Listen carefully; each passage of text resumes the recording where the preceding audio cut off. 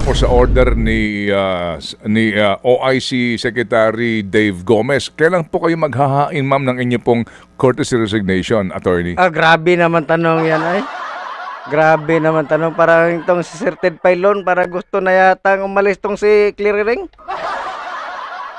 Parang tama nga kasi para ma-improve ang ano ni BBM, tanggalin itong lalong gumulo ang Pilipinas dahil nito eh. Ito ang lalong magpapahamak sa kay BBM at saka sa kay Lisa. Ito ang magpapahamak. Patuloy natin. Ngayon po. Ngayon. Opo. Pwede ba pakihintay muna matapos ng aming interview? Akala ko pwede na nga. Akala ko sasabihin ni Sir Ted Pailon, pwede ba ngayon na? Ngayon na kasi lalong gugulo ang Pilipinas dahil sa'yo.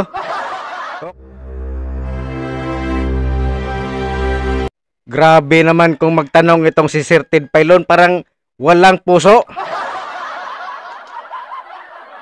Diretso talaga ang banat niya kay Claire Castro. Sobra naman kapal ng mukha nito pag hindi pa natamaan. Siyaro, hindi ka nakaintindi niyan.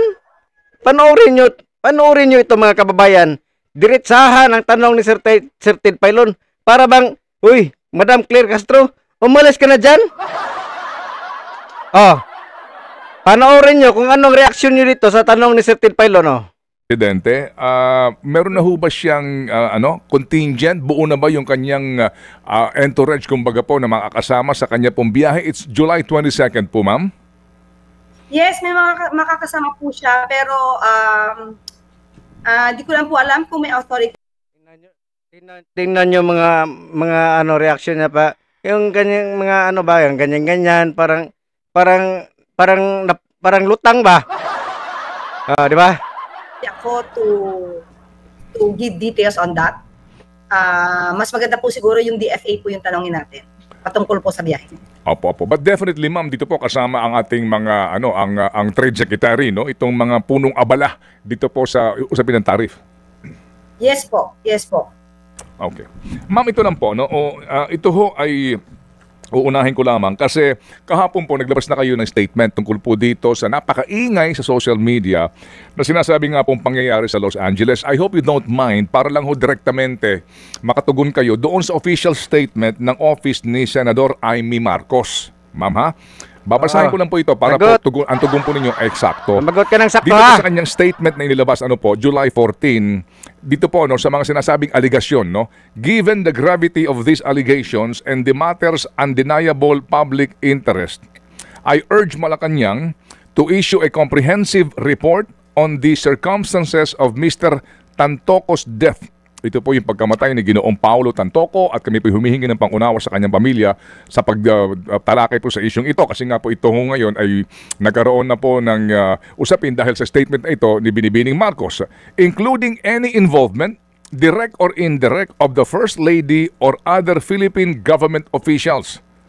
I also call for the clarification of the First Lady's whereabouts in the relevant time as may be reflected in official records such as the medical examiner's report to dispel further speculation. Ano po ang inyong pong official na pahayag po dito? Unang-una po, hindi po kami maggagawa ng pagpapaliwanag dahil lamang sa utos. Hoy, bakit ayaw mong magpaliwanag?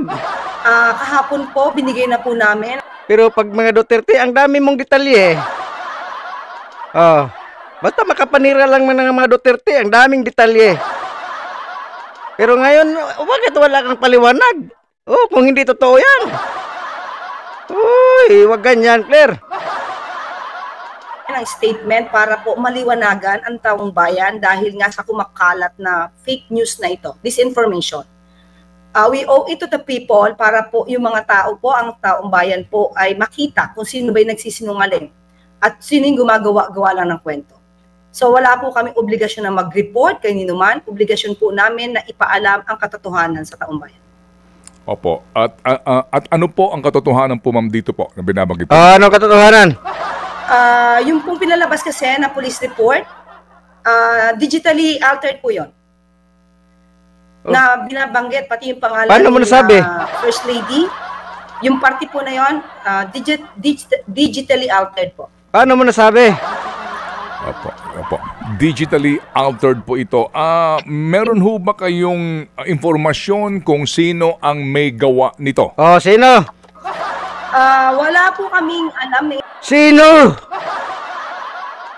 Sabihin mo sino? Puro ka lang ngangabils eh. impormasyon kung sino mismo yung nag-alter. Pero kung sino yung naglabas, ang presumption, siya yung nag-alter. Presumption. Ganda naman sa Parang bubo na explanation yan. Regular. Parang bubo. Ano ka, abogada ka o hindi? Abogada ka o aso lang? batas natin, sa law. Kung sino may hawak na fake documents at siya ang nagpalabas nito, ang presumption, siya yung gumawa. Opo, yan pong sinasabi niyo siya ang may gawa po at ang presumption po siya ang pinanggalingan nito. May sinasabi ho kayong mga taong responsable nga at kakasuhan daw po. Meron ho ba kayong informasyon kung sino-sino itong kakasuhan at ano po ang kasong kakaharapin? Dinawin ko lang po, Sir Ted, wala po akong sinabing kakasuhan. Tinanong lang po sa akin ay Okay. posible bang kasuhan. Okay. Ang sabi natin po kahapon ay pag-aaralan, pero malamang ay napapanahon na. So kung kakasuhan po, ayan po ay depende po sa unang ginang at sa mga taong involved po at pag-aaralan po yan.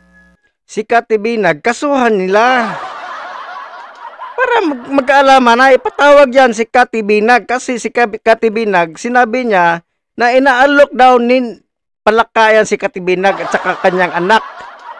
Kasuhan niya, bakit hindi kasuhan niya si Katibinag? Takot siguro. Opo. So kumbaga po, para na ho iklaro natin ang inyong statement po, kung meron mang kakasuhan, opo, ang magkakaso dito ay ang unang ginang. Palaka. Opo, saka yung mga taong nadamay po, mga pribadong taong nadamay sa kagagawa nito mga obstructionist na. Opo. Ma'am, mawalang galang lang po, attorney ha. Dito ho sa pagkakataong ito, kasi nga kami po sa amin pong programa, yun din po ng paggalang sa pamilya ng mga nasasangkot dito. Meron ho bang naging ugnayan na ang tanggapan ng unang ginang sa pamilya po dito nung namatay para lang ho sa sitwasyon na ngayon po ay ito na naman po ay lumalaganap nga sa social media at pinag-uusapan? Sa aking pagkakaalam, meron po at yun nga po, ang unang ginang po, actually, para sa sarili niya, hindi lang po siya nag-worry for her. Dahil alam Naguri. Hindi nga siya pumunta sa Hindi siya pumunta doon. Ganyan katigas ang mga puso ng mga tao yan. niya po yung katotohanan, mas nag-aalala po siya sa pamilya na nagluluksa, yung naaapektuhan, mga pribadong tao na naaapektuhan dahil lamang sa gustong sirain Weh. ang unang ginang at ang Pangulo, pati na ang administrasyon. So doon lang po siya nag-worry. Weh. Opo. Yun ho bang ginang nito pong sinawing palad rito ay konektado pa po? Konektado ba daw ho hanggang ngayon sa palasyo at may posisyon sa tanggapan ng unang ginang? Oh, ano? Yes po. Oh, di ba? Opo. Meron At pa. ngayon ho ba ay bumapasok na po o naka-leave pa rin po siya? Nagtatrabaho na po. Nagtrabaho na bawal pala. po sa amin ng bakasyon masyado. Kontrolado Hindi na. po allowed. Dapat trabaho. Bawal ang bakasyon-bakasyon. May Okay. pitik na naman kay BP Sara ang gunggong.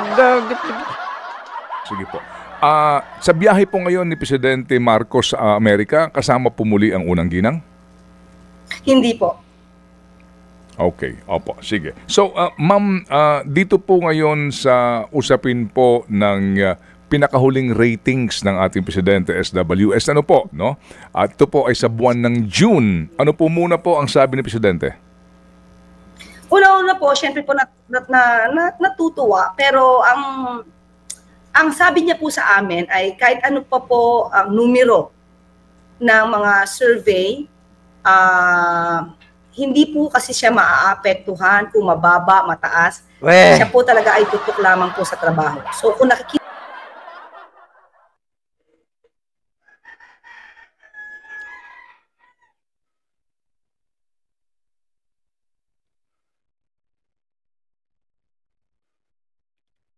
Yang survey na yan, walang kwenta yan.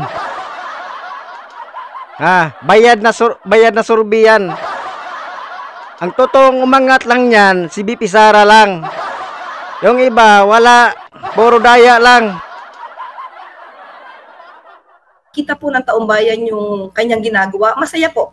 Kasi yun naman po talaga yung gusto ng Pangulo. Makita po ng taong bayan kung ano po yung improvement para sa kanilang buhay, kung ano po improvement ang maibibigay ng gobyerno. Anong improvement? Ang daming naghirap sa panahong ito. Panahon ng amo mo. Bangag na bangag, ang daming droga, ang daming krimen. Anong improvement? Improvement sa mga magnanakaw at sa mga drogista at sa mga drug pusher. Yan ang improvement. Para mas umangat po ang buhay ng bawat Pilipino. So, it will not matter po on the part of the President kung mataas o mababa sa survey. Pero salamat po kung napapansin po ng taong bayan ang kanyang mga ginagawa sa ngayon. Opo. Ito ho. Napansin ng taong bayan ang korupsyon, ang droga, ang krimen.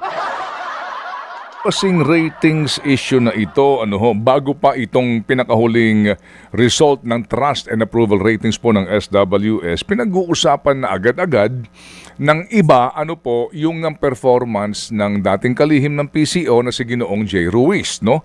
Sa usapin nga ng ano ba magiging bunga nito, tataas ba ang ratings ng presidente na maaari daw maging basihan nga sa kanya pong pananatili sa pwesto. Ma'am, ito pong June ratings, tumaas. Kailan kaya napagdesisyonan po yung pag-aalis kay Ginoong J. Ruiz? Kung tumaas naman po ang ratings niya, bakit siya inalis? Hindi ko po masasagot yan. Kung ano po yung naging dahilan. Pakinggan nyo ang banat ni Sir Ted Pailon para gagang ito. Pakinggan nyo. Siguro po, meron talagang trabaho na naaayon po kay Sec J. Ruiz. So, hindi ko po matasagot categorically kung bakit po siya natanggal or pinalitan ng Sec Dave Gomez ngayon. Sa ngayon ho ba, ma'am, diyan po sa PCO, meron ho bang nangyayari o mangyayaring balasahan in the light din po of the news report na yun daw pong mga quote-unquote political appointees ay pinagbibitiw? Opo. Meron po. Kasama po tayo dyan. At maggagawa po tayo at magbibigay na po tayo ng courtesy resignation. Opo. Kasama po kayo sa sa obligado dito. Ayan. Ayan na. Ito po sa order ni OIC Secretary Dave Gomez. Kailan po kayo maghahain, ma'am, ng inyo pong courtesy resignation, attorney? Grabe naman tanong yan ay. Grabe naman tanong. Parang itong si Sir Ted Pailon, para gusto na yatang umalis tong si Clearing. Parang tama nga kasi para ma-improve ang ni BBM, tanggalin itong lalong gumulo ang Pilipinas dahil nito eh. Ito ang lalong magpapahamak sa kay BBM at saka sa kay Lisa. Ito ang magpapahamak. Patuloy natin. Ngayon po.